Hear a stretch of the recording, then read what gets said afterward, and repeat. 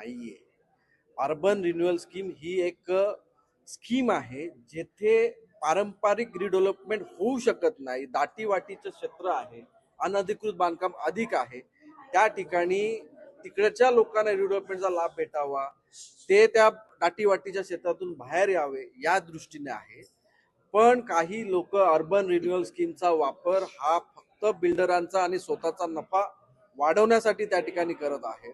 त्यामुळे आपलं काम हे लोकांना घरं मोठी देण्याचा उद्दिष्ट आहे की त्या घरं मोठ्या देण्याच्या उद्दिष्टाच्या आड येऊन त्याच्या माध्यमातून जास्त नफा मिळवण्याच्या हिशोबाने आम्ही तुमच्या नफ्यासाठी लोकांचं भविष्य हे दावणीला बांधणार नाही.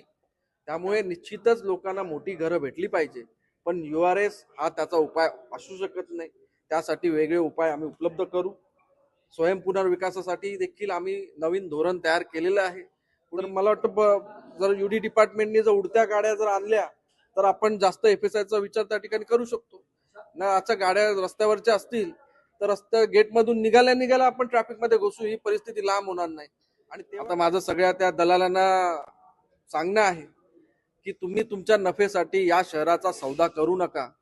या शहराचा सौदा आम्ही होऊन देणार नाही.